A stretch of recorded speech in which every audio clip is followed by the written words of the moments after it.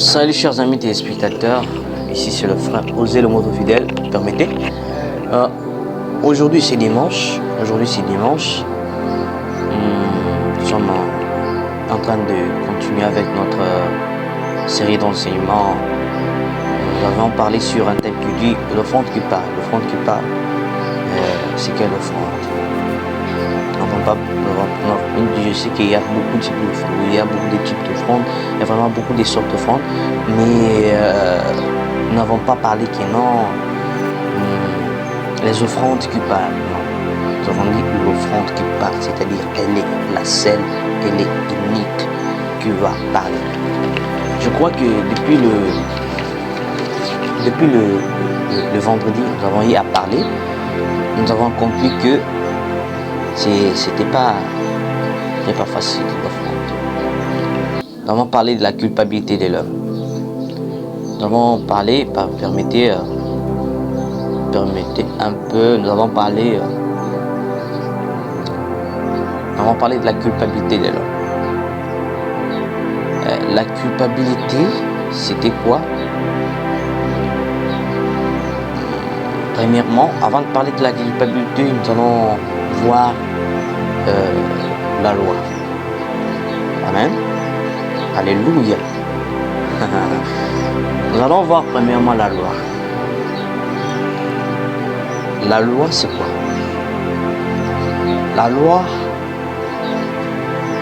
est la chose qui a été établie par Dieu. C'était pas verbalement comme ça, par le mouvement. Dieu a instauré, il a établi des lois que devant lequel tout le monde doit obéir, tout le monde doit, je ne sais pas comment dire, se soumettre. Ok? Tout le monde doit se soumettre à cette loi.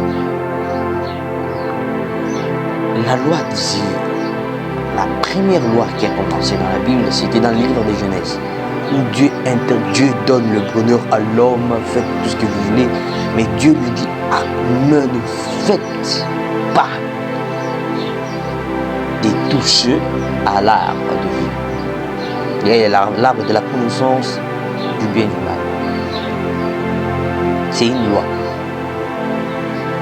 Mais il y a beaucoup de personnes qui se demandent, mais si Dieu savait que cet arbre était mauvais, c'est un piège, comment Dieu peut piéger les gens? Si lui savait que cet arbre était mauvais, pourquoi il l'a planté là? Tout ça. La réponse est la suivante. Ça, c'était pas mon thème, mais je m'aimerais quand même parler. La réponse est la suivante. Dieu est Dieu. Il n'est pas premièrement notre ami, ce que nous devons savoir. Dieu n'est pas notre ami, Dieu n'est pas notre compagnon de service, parce que non. Dieu n'est pas notre ami, Dieu est notre Père, il est notre Créateur, et lorsqu'il nous a créés, tant que il nous a créés, étant ses créatures, lorsque Dieu a formé l'homme, étant sa créature, Dieu doit dire ce qu'il a si je le fais aujourd'hui, vous n'avez un principe instauré dans la si il y a quelques principes là, je sais déjà que non. Si j'appuie ici, ça va me donner une autre chose. Si j'appuie ici, ça me donne une autre chose. C'est comme ça avec Dieu. Dieu nous a créés à Tibéba.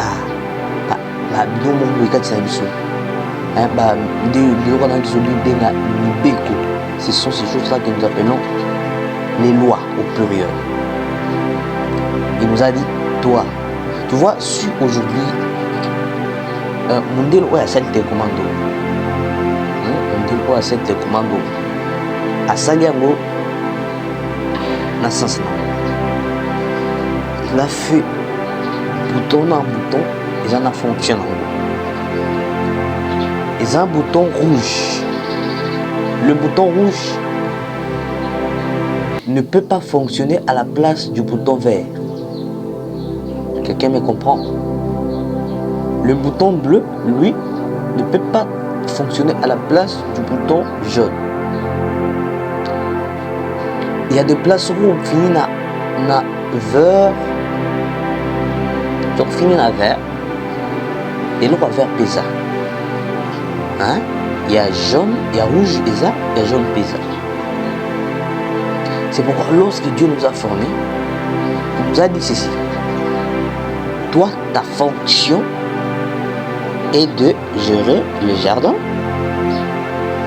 Ta fonction est de dominer sur le bétail, sur le poisson.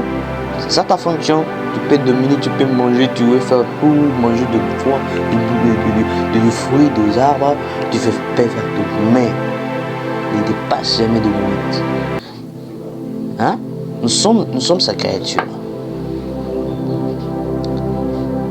On ne peut pas être libre. Tout ça est loco basali. Parce que ensemble, nous sommes loco basali. Donc, nous sommes fabriqués, formés, créés. Maintenant, il faut qu'il y ait des lois sur nous pour mieux vivre. Je crois que nous sommes ensemble. Et ne vous posez plus cette question-là si Dieu savait pourquoi. Moi, ma réponse est la suivante. Et parce que nous sommes ces créatures, nous devons avoir des limites. Nous devons être sous la loi pour définir la différence entre le créateur et les créatures. Je crois que je vous ai répondu. Et c'est en passant, je retourne. Alors, Dieu a établi la loi. Il a dit, ne touchez pas à ça, ne faites pas ça. C'est ça la loi. Mais, nous, en retour, notre problème, c'est de respecter la loi, marcher selon la volonté de Dieu, faire tout ce qu'on peut faire dans la volonté de Dieu. On ne peut pas dire que on doit être au-dessus de la loi. Dieu est notre Père. On doit vivre au-dessus et on ne doit pas avoir de limites. Non. Dieu a établi la loi. Il sait comment. Alors,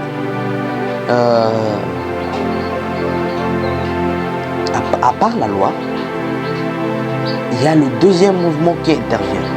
C'est le mouvement de l'homme envers la loi de Dieu. Maintenant, l'homme, parce qu'il est issu du péché, parce qu'il est issu du sang d'Adam, qui avait péché au jardin d'Éden, l'homme doit pécher. À part ça, dans le livre de Romains, chapitre 3, la Bible dit que tous ont péché et sont privés de la gloire de Dieu. Après avoir péché, Dieu quitte l'homme. Tu vois, il y a des moments qu'on se retrouve devant Dieu comme ça. Et lorsqu'on est devant Dieu, on prie, on se sent bien, on parle en langue, on prêche avec onction, on se sent bien, on se sent en bonne relation avec Dieu.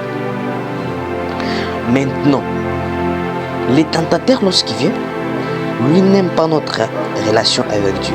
Lorsque les tentateurs viennent, il vient comme ça, il te trouve dans la relation avec Dieu, il te dérange. Tu tombes dans la masturbation, tu tombes dans l'impudicité, tu tombes dans le péché, dans l'ivrognerie, dans le vol, dans tout ce que vous connaissez comme péché. Les tentateurs, c'est le diable, le démon. Quand il vient chez toi, il te trouve en bonne relation avec Dieu, il t'envoie une fille qui vient te séduire. Il t'expose devant un scandale, devant lequel tu ne peux pas résister à la colère. Lorsque tu agis directement comme ça, tu tombes dans le péché. Or, le péché, c'est lorsque il y a une loi. On ne peut pas parler de la loi sans péché. La loi,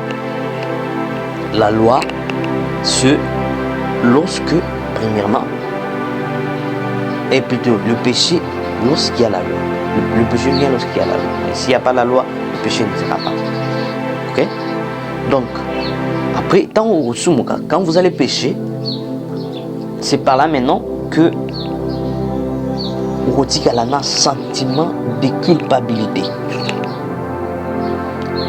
Après avoir péché, l'homme se retrouve limité.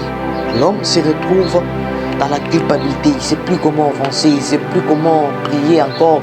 Donc, vous sentez que dans la chair comme ça, vous êtes diminué. Mais pour maximiser cela, il faut retourner. Il faut premièrement enlever le sentiment de culpabilité qui vous retient captif. Lorsque le sentiment de culpabilité est en toi, tu ne sauras plus comment revenir à Dieu. Premièrement, toi-même, tu vas commencer à te demander, tu te dis, mais comment ça s'est fait comme ça? Je ne sais plus comment avancer, j'ai déjà péché. Et il y a même certaines personnes qui se permettent de continuer à pécher après avoir commis un seul péché. C'est-à-dire, si aujourd'hui il était en intimité avec Dieu et il tombe dans le péché demain, il se sent vraiment que vraiment, je suis tombé. Maintenant, quand il se retrouve tombé, au lieu de se relever, il se dit, bon, il continue encore à pécher. Maintenant, lorsque Dieu regarde comme ça, il voit le sentiment de culpabilité, il se retrouve donc Dieu a établi des lois, moyen vraiment, aux hommes de la Isa, ils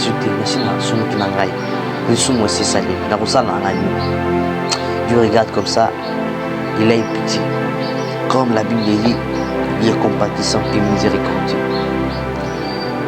Le péché a une mission de nous détruire et de nous affaiblir spirituellement pour que nous ne puissions plus avancer.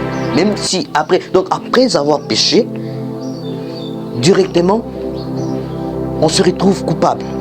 Il n'y a plus moyen d'avancer parce qu'on est vraiment coupable. Il n'y a plus moyen d'avancer, il n'y a plus moyen de faire quelque chose parce qu'on est coupable. Alors que l'Éternel Dieu regarde comme ça, il dit non, je vais leur faire voir ma gloire. Après avoir péché, Dieu regarde l'homme dans le cœur de l'homme, il voit la culpabilité. Mais qu'est-ce que Dieu fait? Aux enfants d'Israël, il leur dit que lorsque quelqu'un va pécher, il apportera l'offrande. Après, ça c'était après la mort du fils d'Aaron. Dieu dit à Moïse qui tue à Aaron. Et lorsque quelqu'un péchera, permettez, je suis en train d'écrire ce que je suis en train de dire. Hein. Lorsque quelqu'un péchera, lorsqu'il péchera, il prendra la bête. Écoutez ce qui va se passer. On appelle ça l'offrande. On appelle ça l'offrande de culpabilité. Nous avons cité 3 types d'offrandes. Nous avons parlé de l'offrande d'action de grâce. Nous avons parlé de l'offrande d'expiation. Nous avons parlé de l'offrande de culpabilité. Maintenant, l'offrande, notre thème est centré autour de l'offrande de l'expiation, en même temps aussi avec l'offrande de culpabilité. Maintenant, c'est quoi l'offrande d'expiation et de culpabilité? On va en parler. Et je dis aux enfants d'Israël que si quelqu'un pêche, qu'il puisse amener l'offrande d'expiation, encore l'offrande de culpabilité, il va l'offrir devant la face de Dieu sur l'autel. Lorsqu'il le dépose sur l'autel, le sacrificateur prendra l'offrande. Après l'avoir pris, l'offrande qui est la bête, pour qu'on puisse enlever le péché sur la personne qui a péché. Allez, arrose-toi peut-être un tabac, il le met sur l'autel. Il pose ses 2 mains sur la bête. C'est pourquoi il ne faut pas se précipiter pour poser vos mains, parce qu'il y a un mystère qui se passe. L'apôtre Paul dit à Timothée qu'il ne te précipite pas imposer le main sur quelqu'un. Parce que ça risque de t'apporter beaucoup de choses, beaucoup de conséquences. Je ferme la parenthèse. Lorsque vous amenez votre offrande,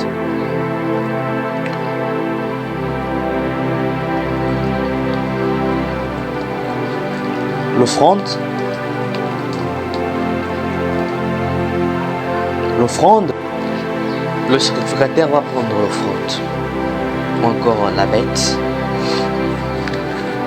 Lorsqu'il prendra, il posera ses deux mains sur la bête. Il va déclarer de parole: Seigneur, pardonne, il a péché, il a péché. Mais quel est le mystère qui se passe lorsqu'il impose les mains sur la bête? Il fait ce qu'on appelle en français le transfert. Il est en train de transférer le péché de l'homme sur la bête. Je crois que quelqu'un me comprend. La bête n'a pas péché. Mais on prend le péché qui est sur la bête, on le transfère, mais plutôt le péché qui est sur l'homme, on le transfère dans la bête. Après avoir transféré le péché dans la bête, on va maintenant déclarer, encore proclamer le pardon qui sera accordé à celui qui a péché.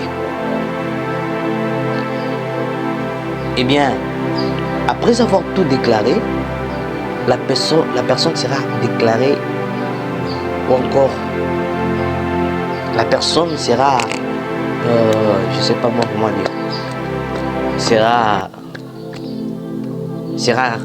déclarée libre. Ok, on peut seulement dire ça. Elle sera déclarée comme une personne libre qui n'a plus de péché. La personne partira. Et la bête, on l'égorge par Kobomae. Ce qui va bomber après ça, directement le sang va couler. C'est ce sang-là qui va purifier l'homme qui a péché. Lorsque nous parlons de l'expiation vient du verbe expier, comme nous le savons en français, vient du verbe expier. Expier qui veut dire réparer une faute en subissant une peine. Expier, c'est réparer une faute en subissant une peine. C'est-à-dire, si tu veux te décharger de ton péché, tu veux qu'on t'accorde l'expiation, tu dois, premièrement, c'est pas toi qui vas subir la peine, ça doit être quelqu'un d'autre. Ça, c'était dans les anciens, les gens prenaient maintenant la bête à la place de toi, ton avis n'a. C'était pas ça. Voilà, c'est ce qu'on appelle la culpabilité. Donc, nous pratiquons à la place, il y a assez natal, pardon, mais se retrouve limité. Alors, on prenait la bête, on l'égorgeait à la place de l'homme. Alors, l'expiation, c'est réparer une faute en subissant une peine. C'est-à-dire, après avoir péché, on répare une faute en subissant une peine. La Bible dit dans le livre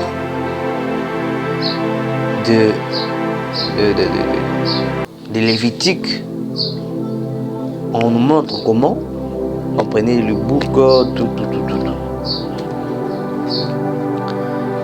Maintenant, l'expiation vient lorsque la bête est déjà sacrifiée. Là maintenant, qu'est-ce que nous comprenons par là? C'est que l'expiation n'est pas donnée par le sacrificateur. L'expiation n'est pas donnée par la personne qui a péché, mais l'expiation est accordée par la bête.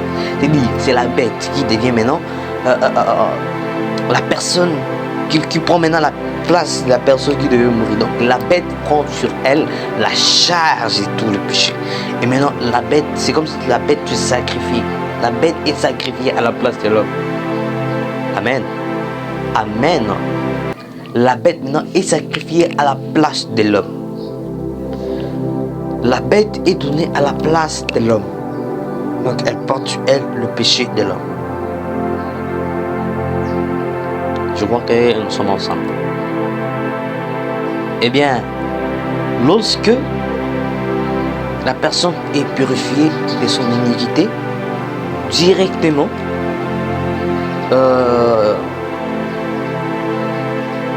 la personne devient libre. Lorsque la personne devient libre, maintenant, l'expiation est accordée. Mais nous allons parler sur l'expiation et sur l'offrande qui parle.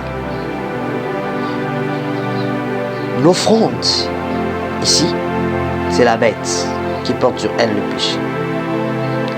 Dieu doit agréer le sacrifice de la bête. Lorsqu'il agrée le sacrifice de la bête, il doit agréer cela avec beaucoup d'amour. Il sera en train d'aimer cette offrande, il sera en train d'aimer ces sacrifices. Après avoir donné, et après avoir reçu plutôt, Dieu va pardonner la personne qui a péché. Maintenant, ça c'était dans les temps anciens. Les gens étaient pardonnés comme ça. Maintenant, lorsque nous revenons dans la nouvelle alliance, la Bible dit que Dieu, alléluia, Dieu n'a, lorsque nous regardons dans le livre de Hébreux chapitre 10, qu'est-ce que la Bible dit? La Bible dit que Dieu n'a voulu ni sacrifice, ni holocauste. N'est-ce pas ça? Merci. Lorsque les hommes paient, ça c'était dans les temps anciennes, ils donnaient le sacrifice. Là, Dieu voulait maintenant les holocaustes des offrandes. Maintenant, lorsque les gens ont dernièrement péché, là c'était le péché qui retenait tout le monde captif. Tout le monde. Dieu maintenant a envoyé son fils unique, Jésus. Mais qu'est-ce que Hébreu nous dit? Hébreu dit que il n'a pas voulu l'offrande ni holocauste. Il n'a pas voulu parce que Dieu dans les cieux, il n'a pas de bête, il n'a pas quoi que ce soit. À moins que tout va s'oublier, il n'y a plus, donc tout va se retrouver empêché par la culpabilité. Maintenant, les gens commencent à se demander, et les gens étaient dans le péché. Bien dit, je ne détruirai pas la terre. Amen. Dieu dit, je ne détruirai jamais la terre. Mais qu'est-ce qui se passe? Dieu envoie Jésus. Jésus-Christ de Nazareth. Pour qu'il vienne mourir à notre place. Il s'est donné, il s'est offert à la place des hommes. Mais qu'est-ce qui a parlé en lui? Qu'est-ce qui l'a poussé à faire ça? Qu'est-ce qui a poussé Jésus à bien se donner pour les hommes? Et qu'est-ce que on comprend par là? Qu'est-ce que les gens comprennent? Qu'est-ce que les gens reconnaissent? Tant que tu as Esaïe, beaucoup comprendre que Makambo Ezalaki somme, c'était pas facile à vivre. Quand on dit que la victime expiatoire, écoutez, la bête devait être sacrificatée. Elle devait être sacrifiée. Elle était la victime expiatoire. Maintenant, Ebele Masumo Oyo, Batu Nkolo Tayo la Kassiabanto. Il a dit non. Là, il ne s'agit plus de la bête. Là, il faut le sang de l'homme. En hébreu, on dit que Dieu n'a pas voulu ni sacrifice, ni holocauste. Maintenant, lorsque nous retournons en Apocalypse,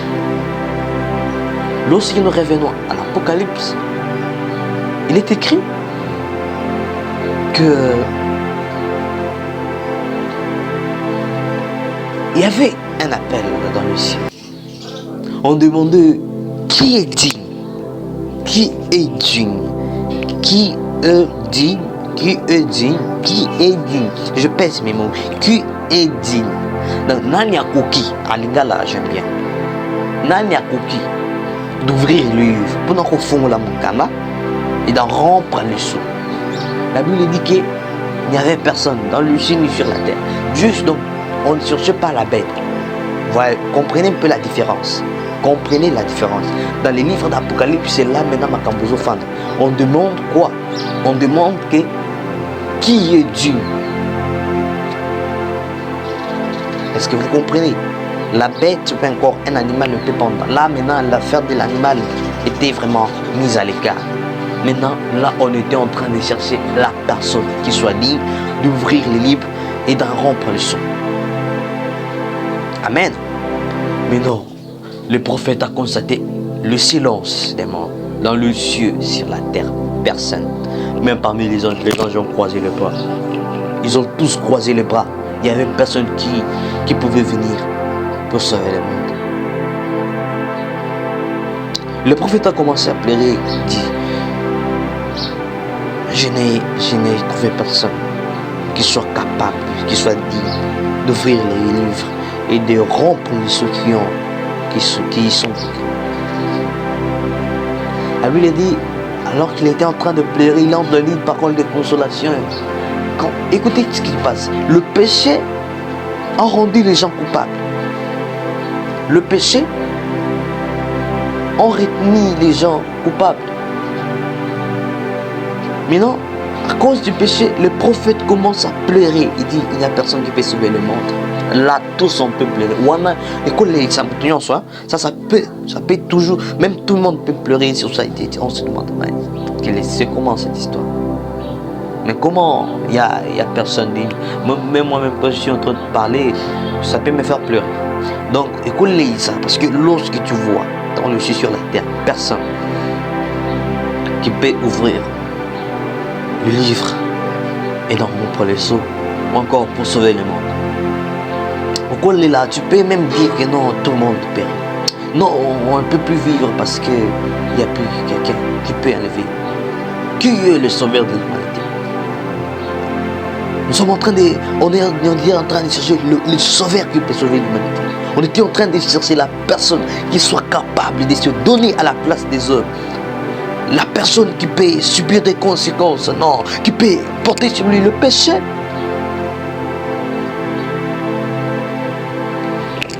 Eh bien, personne dans le ciel, sur la terre, les hommes et les femmes étaient dans la perdition. C'est-à-dire, Ezaki appelle Moko Ezaki en cours, donc il doit accepter cet appel.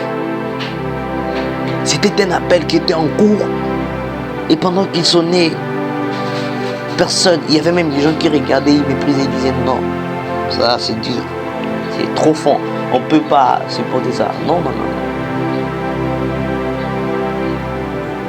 Donc on cherchait la victime expiatoire. Non, on était en train de chercher la personne qui a la capacité de porter le charge des hommes. On était en train de chercher la personne qui soit capable de mourir à la place des hommes. Mais lorsque on regarde comme ça, dans le ciel sur la terre, il n'y avait personne. Et qu'est-ce qui se passe?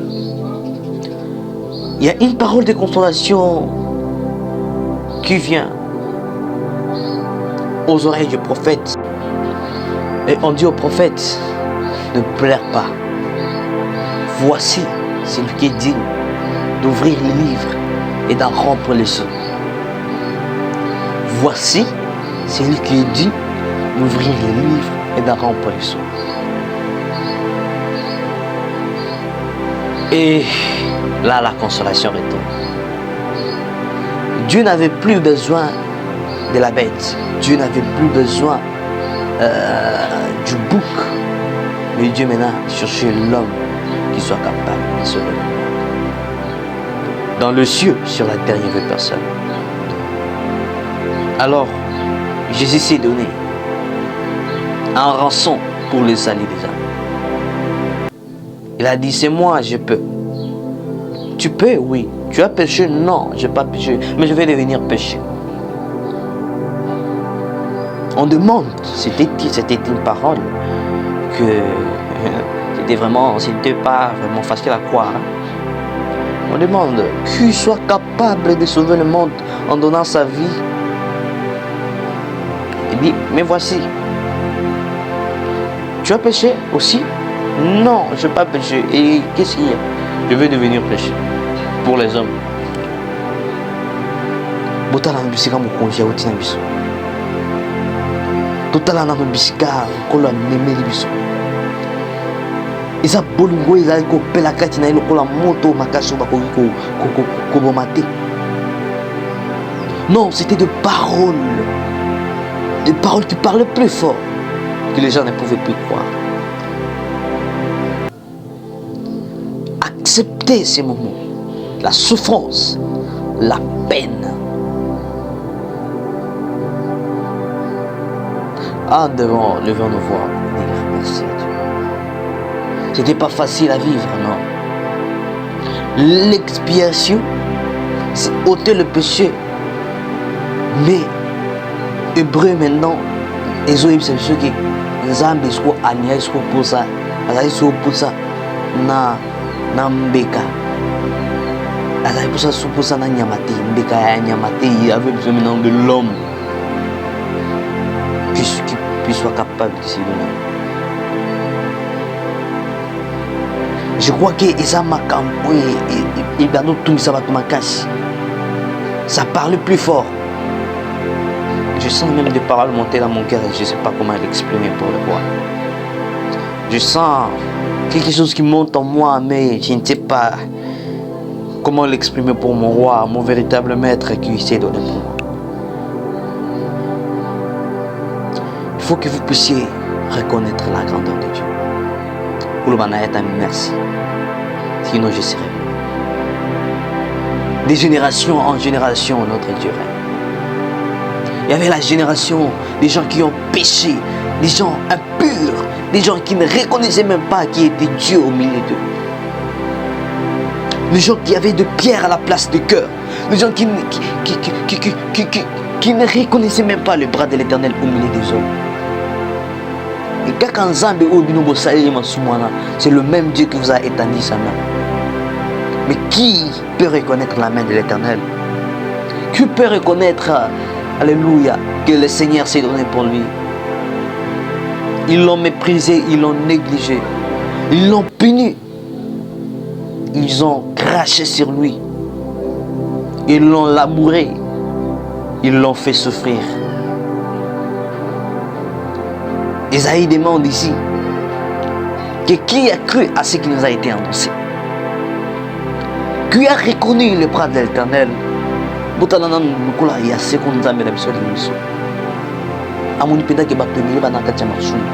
dois-je faire? Je ne dois plus leur détruire. Je les donne, je leur donne mon bras. Et ceux qui sont prêts croiront. Dieu étend sa main par Jésus. Et lui dit que qui a reconnu les bras de l'Éternel? Nani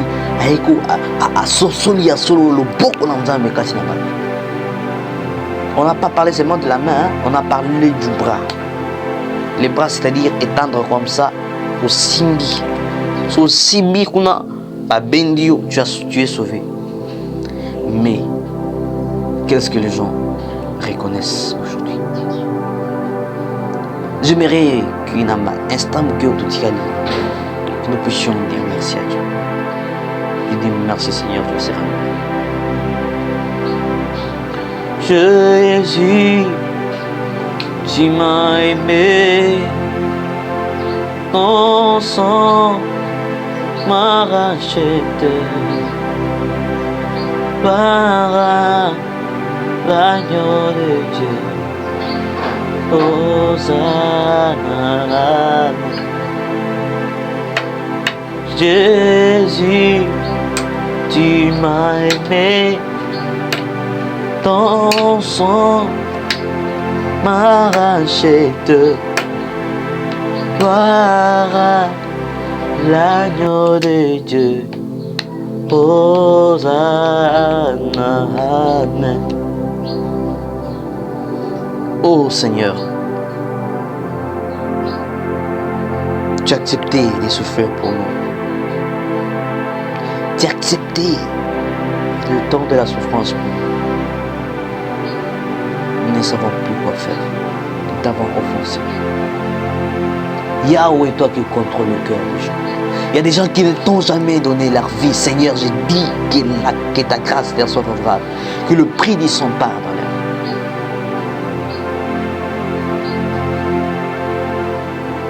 Seigneur, touche le cœur, change les gens qui sont non convertis. Alléluia toi, Seigneur. Délivre le cœur des gens qui sont lieux. Au nom de Jésus. Que la puissance de Dieu vous donne la force de croire, d'accepter vraiment la main de Dieu au milieu de vous. Que le Saint-Esprit vous donne encore la soif de les chercher plus, de se repentir devant lui. Au nom de Jésus-Christ, j'ai ainsi prié. J'ai dit Amen. Je veux que nous puissions dire au Seigneur de se manifester. Que le Saint-Esprit se manifeste ici, dans votre vie. Vous qui me suivez sur Facebook, sur YouTube, sur Instagram, même sur X ou encore Twitter, je veux que le Saint-Esprit prie et que le Saint-Esprit prenne contrôle de votre vie. Priez après moi. Mais avant ça, j'aimerais qu'on puisse chanter un chant de Dieu. Mokonzi ya bilimomia atuna pesio motema la bolingo nanga lelo kaina pusani iboso ya kitia bonzambe na yokolo yeso mimboni samsi aligina monayo kolongaina yokelaka pusana mutima nanga imoni samasiya kolo me makae senguna baiba pesiyo midema batelina ya Yone mai malomiko Oesili sakavato Posaya mukili oyo Ezi bayalo iko Katina mai maso Mapesa meli de batum na pumio Kolo o Yesu Imoni samasia Kolo Seigneur, manifeste-toi dans la vie de mon frère et de ma sœur. Soutiens ceux qui sont faibles. Il n'y a que toi qui peux relever avec amour et tendresse ceux qui sont faibles, ceux qui sont fatigués. Manifeste-toi, Jésus. Change la vie des gens, le vie des plusieurs, au nom de Jésus-Christ. J'ai ainsi prié. Je dis Amen. Que le Saint-Esprit vous bénisse, que Dieu soit loué pour ces instants. Et Dieu continue, s'il était tôt, prochainement, sur nous avons sur la piste, encore plus d'inspiration, sur le prix du sang de l'offrande. L'offrande à un sang. Donc, nous vous demandons de vous abonner. Merci vraiment que le Saint-Esprit vous assiste. Seigneur a toujours bandeko. Baobalandaka ngai ke ntango ozolanda ngai ozoluka bavideo ozomona bavideo tu entends mes audio eza pamba te ezalaka kaka moko oyo eza babomi ya nsima oyo il faut te réaliser mais nakosenga na yo omona ngai pas comme tout le monde et que tu prennes vraiment avec beaucoup de considération ces moments omona vraiment que nzambe azolobelaka. Je demande aux gens donner toute leur attention à ce que nous faisons. C'est pour la gloire de Dieu. Alors, abonnez-vous massivement pour la gloire de Dieu. Je vous souhaite un bon dimanche, une bonne journée, une bonne année. Que le Saint-Esprit vous bénisse. Merci.